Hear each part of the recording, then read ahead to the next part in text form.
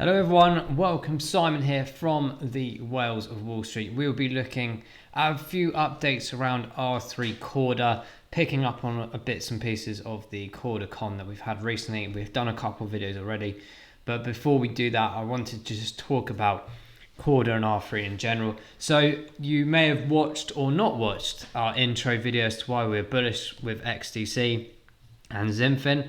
We'll put a link at the end of this video if you've not watched it already. It's definitely worth a check if I do say so myself. But the background of R3 Corda really interests me and its relation to XinFin XDC, but also what's to come. So we need to keep an eye on these guys because obviously they're all interlaced in some capacity. The blockchain itself of Corda and XinFin respectively bridging together to operate essentially private and public blockchains together.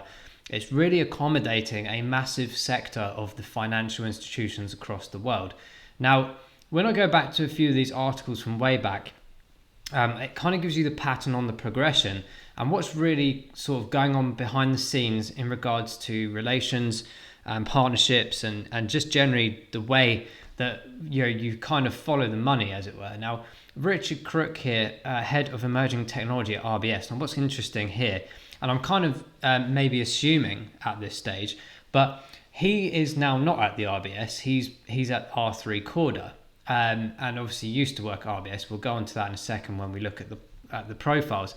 But what's interesting here is he appears to have had, or certainly with other people as well at RBS and maybe other institutions, an idea around blockchain, or certainly enterprise blockchain, utilizing at that time the ERC20, so very much related to the Etherium chain solution of pushing finance into a blockchain environment for tokenomics, the bridging, the interoperability, trade, all of these things becoming quicker, faster, cheaper, utilizing blockchain technology. Now, this is quite interesting. I have to kind of maybe look at the history of this. It's funny that they used to work for these kind of companies and big banking institutions, and maybe it was something that they thought as banks, no, we're not interested in that because it's kind of against our maybe vision. They're so traditional and set up in that way that they perhaps didn't see the future or didn't want to give up their control mechanism that they have on us as people printing money, this, that, and the other. Of course, obviously the banks don't. The central banks, of course, the reserve banks are the ones that do that. But the banks, of course, still have a desire to have a certain aspect of service to their customers, and essentially, that kind of aspect is quite interesting to me when I talk about the history of banking and what's to come. So obviously in that time as well, we've had things like Ripple and R3 having lawsuits together, and it's very interesting that also was around the time of the integration of R3 Corda, deciding what tokenomics it wanted to use moving forward. I do wonder, now I've sort of seen this historic information, was XRP the original token that was supposed to be used on Corda via Ripple? And perhaps there was a disagreement and that maybe a lack of control in one way or another for either side of the parties. But it was an incredible lawsuit. Look at this. In terms of the monetary value, of course, of the cryptocurrency tokens, once worth as much as $19 billion. Absolutely incredible. Could you imagine if these two continued their partnership? And there is obviously discussion around that they still share offices in Singapore. I don't think that's too much to look into. Of course, I'm sure there's still something going on between these guys from some aspects, and I'm sure down the line they will be needing to bridge themselves to keep pushing the momentum of blockchain and what we're doing in the financial world moving forward. But I just found this quite interesting that it all kind of tails together. And like I said, I'm trying to sort of build a little piece story here of where it's kind of come from, what's been going on, and trying to get our heads focused more on following the money and also really interlacing our ideas of our portfolio into these kind of realms, because I think as they're all linked in some way or another, and sure enough that they will be in the near future and future as well, it's definitely worth thinking in this aspect. So before we go into this one, which is quite interesting, we'll just take a look at a couple of other things here. So we've got, for example, here Corda on the coindesk.com news here from 2020. R3 Corda network set to go DeFi with XDC digital currency. Now, this was last year, of course, pretty much around this time last year. Kind of, again, but going back to historic information of XRP, Ripple, and R3, this was before XinFin came about. And of course, the announcement last year of utilizing XDC, the Ethereum-based technology and blockchain, essentially the distributed ledger technology, moving it across. Now, then, of course, by this time in the last couple of years, Richard Crook here, who's an ex-RBS banker now, so he's now not working at RBS, of course. So in between that time, he's moved across, taking his ideas, I guess, philosophies with other engineers, which we'll go into in a second, from other banking institutions. You do have to ask the question, like, why do you remove yourself out of a big, gigantic bank companies to go and set up your own? Well, it's quite clear they had a vision. They had a vision, and they're seeing it through now, and we're seeing the results of this as it is right now. So yeah, very much around this information, XDC, Cordite Society. So Cordite Society is basically another founding program by Richard Crook and a couple of other people, bringing together the institutional value of what they're trying to achieve and how they're going to do it, and bring the best of the best people into this area. And then, of course, you've got things like XDC paving the way for things like central bank digital currencies, of course, running on Corda. So this is where the public and private sectors collide, in the sense that CBDCs, of course, I'm still questioning, because they are going to happen for sure, but I don't like the control mechanism of it, because it essentially will be run by banking institutions.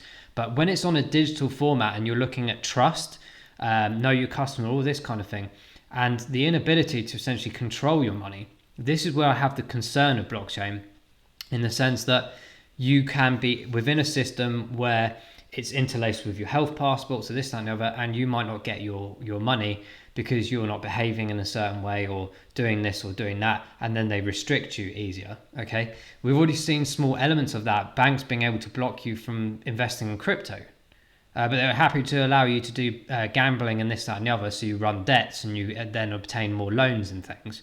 But yeah, it's very odd, isn't it? So it's kind of almost a testing program, if you like. That might be a bit of a theory mechanism, but I think it just interlaces so well with the narrative that we're talking about here. So that's just a tiny bit, of course, of the integration of XinFin about around last year's time. And then also very recently, in the last couple of years, over 50 banks and firms want to trial trade finance app built with R3 Corda's blockchain. So there's already a ton of partnership opportunities, ton of banks already interlaced with XinFin, ready for this transformation of CBDCs, interoperability, bridging, almost the removal of exchange rates, complete awareness and overview of anything and everything in terms of transaction-wise, the speed, the efficiency, the cost reduction. I think I was reading somewhere here, there's some kind of process that normally takes 30 to 50 days will now be reduced to half a day because of the things like blockchain. Italian here from 2020 last year as well. The use of blockchain for exchange of data at interbank reconciliation has reduced the average time from 30 to 50 days previously to now under a day, guys. This is absolutely incredible. These guys are wanting to use R3 Corda's blockchain. From a public sector perspective, you'll be looking at XinFin, and R3 Corda are now trying to find that enterprise blockchain technology tokenization as well, which we'll go into in a second, because this was announced in the recent CordaCon. And it, well, not just recently, actually, it was released the information earlier this year, but it seems that we now have a name and the kind of prospect of a roadmap for it as well. So 70 to 100 banks to have already joined the platform. That was last year, so I have no idea what it is this year. We'll have to do a bit more research on that, but it gives you an idea of what's going on in each country's. MasterCard 2019 R3 partner to develop new blockchain-powered cross-border payment solutions. It's all coming together, guys. Follow the money. You don't interlace projects like MasterCard with all these institutional values of banks and finance sectors in multiple countries if you're not looking to try and obtain the entire spectrum of finance moving forward. And that's why I go back to this conversation about Ripple back in the day. There was clearly an argument here as to which token was going to be used, or which power, who wants the most power out of this relationship is what I'm reading here. You know, of course, that's very interesting to see. And of course, Ripple are going down their own route now, moving away from other platforms. And of course, they've got interoperability with some of them, but they're really focusing on that bridging element of world finance. So it's almost like a big battle going on here for speed. But I back both in my portfolio. I think they're both fantastic and they will both definitely be used. But for me, XinFin XDC offers a substantial amount more in terms of the history of the people that work for them right now, where they've come from, what they're trying to achieve, how they're doing it as well. It's quite interesting. DASL is acting as a handmaiden for XDC at the moment. So DASL is actually another company pretty much owned and founded by Richard Crook and all the other guys as well, which, as I said, we'll go into a second. Lab 577. Keep an eye on this motion of wording here, this big keyword within the sector. These are basically the founders, the people of XRBS and other banking institutions coming together under one leadership. You can find them on Customs House information in the UK here on the government website to go into more detail about financial information, when they were founded, who's on the board, as it were, directors. And it's quite substantial when you sort of sit there and you go, right, so in the space of 1 year, all the key engineers and computing geniuses of these companies in banks have decided that they don't want to go down the traditional banking route anymore. They want to go and find something new, something more powerful that's going to be the future and now. Think about it, guys. You don't just do that willy-nilly, and you don't just all of a sudden accumulate loads of people left, right and centre from your competitors to come together and build one platform because you want it, do it for fun, right? So let's keep an eye on this. Here we got most recently March 31st, R3 Corda Network with XDC tokens to step into DeFi. So we've looked already about the XDC aspect, but they did say that there would be a conversation eventually around trying to get the enterprise aspect of it done as well. So why R3 R Corda? Launched since 2015, facilities of blockchain shared database featuring powering bitcoins to the banks. So this is all around software engineering behind it. This drove the formation of Corda, a system that does provide and assure the transacting halves, they are both on the same page without involving anyone else. So it's very much about interoperability here and there. Here as well, it proceeded to take tentative steps towards a public space, which included a Ripple's XRP interoperable payment engine and plans of a Corda Coin, initiated at R3's 2009 annual gathering. What is this coin? Well, we know that in 2020, arguably this Corda Coin could have been XinFin XDC. And of course, we had the XDC announcement last year.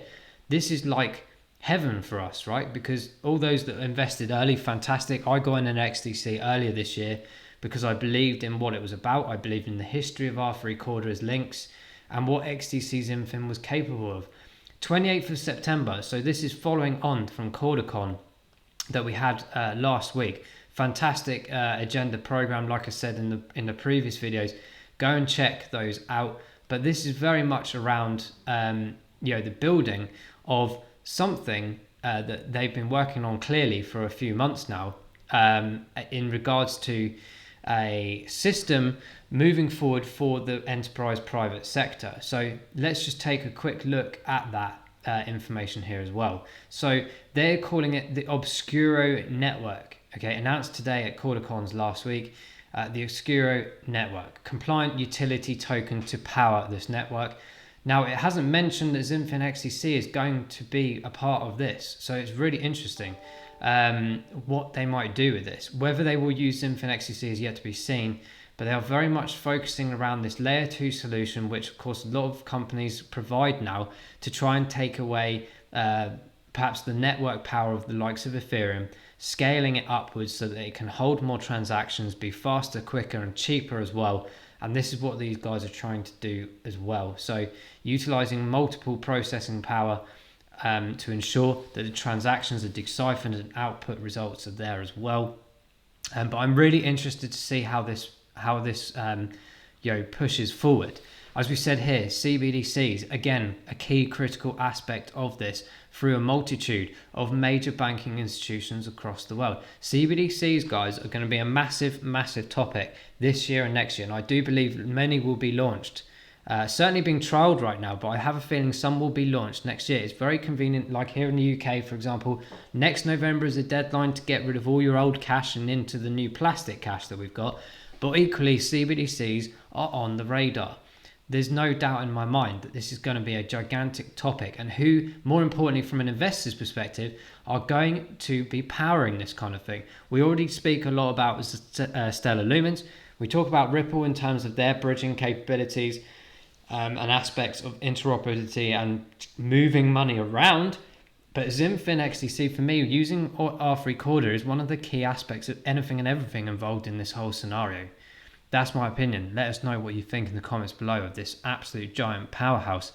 But it's very interesting to see here that they are looking into this. So to launch a private permissionless blockchain DeFi network issue token. What is this issue token? Is it going to be XinFin, or is it going to be something else? The company is also planning to issue a regulatory compliant utility token to power the Obscuro Network. Okay, private. They've already got public through XinFin XDC. Who's going to be the private one? Let's think about this, guys.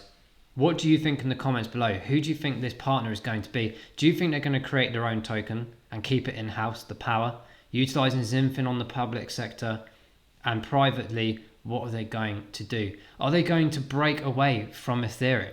Or is Ethereum so powerful and historically impressive that they will keep hold of that as a system, but they will build upon with this layer 2 solution on top of it, which Obscuro plans to be one of those networks. Very interesting stuff, guys. I just wanted to bring that to your attention. Briefly, the couple of the guys involved in Lab 577, Rich Cook, as I said, director and founder. Previous history, RBS, 8 years. UBS Investment Bank for 10 years. Think about it. These guys, forgive me if I get the surname wrong, Fozad Pezeshkapur, maybe. Hopefully that was right. I hope I get brownie points. Director, of course, from 2018. Same timelines. You bringing all of these amazing engineers, computing geniuses together from banking world. Come on, guys. Follow the money. NatWest, 7 years, 10 months. It's a long time. And don't get me wrong, people move around in jobs. But really, to the same company at the same time? Deutsche Bank.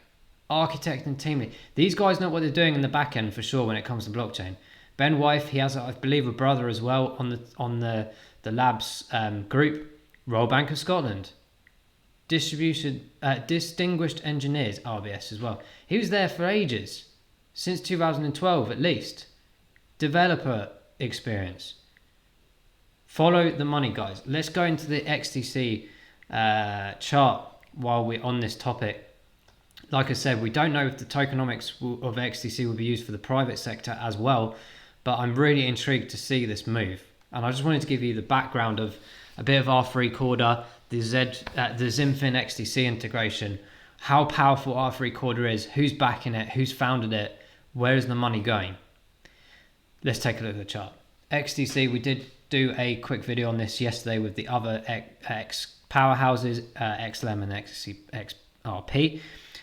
We have had, amazingly, an accumulation drop here, which we thought we would hit as a buying opportunity again. So we had the nice tail up, we've had the reduction, we had a nice tail up again, but I just felt like I don't think we were ready to get this support mechanism here. That's why we kept this buy opportunity in. That has been hit literally bang on, I think, actually. Maybe they watched our chart. I may have been a couple cent out, so I'll have to check my CordaCon, but it looks like it was very much there or thereabouts, bar, I don't even know what that is, like 0.2 of a cent, maybe. Mental. But that's not to say that this is finished yet today. We might see a tail up back on here. Current recording time, $12.78. 12 cents, 0.78. So could we again try and attack this level here, or are we just not ready yet? And we did mention that the reason we put these buy opportunities in here was because historically there was not enough information to support these previous levels. So from the health of this project. I would like to see more strengthening of these support areas so we can move up in a strategic fashion. What I don't want to see is a parabolic run, which I know we would all love to see, but you do have the come down. We saw it here over a gradual period within a month. I think that was too fast. We had the Bitcoin nonsense as well, bringing that down slowly, and we had a good retracement level. In fact, let's just quickly take a look at where we dropped down to. That's a whole entire nearly 50% correction down to this level. We didn't quite come down to this area, which is kind of pleasing. It's still not out of the equation, but I think we're now hovering around this area. Now that we've got this sort of transitional period here, you see this line. Maybe if I draw it in so it makes it more clearer. You've got this aspect here. Now what we don't want to do is bring this down to a point over the next week or so, down below this level again. I don't think that would happen. I think this is probably the major low that we will see before we start tailing up. So it's really important over this next week, in my opinion, that we try and obtain a support level at this 13 cents area. If we don't, we'll probably come back and test these lower regions again at around 11 cents. That's a beautiful, beautiful buying opportunity. That's why we've got the yellow line at that level there, just in case as well. And I think that is achievable potentially in the next week or so. I was buying XinFin XDC tokens around sort of 2 to 5 cents. So we've had good progression since those periods of time earlier in this year.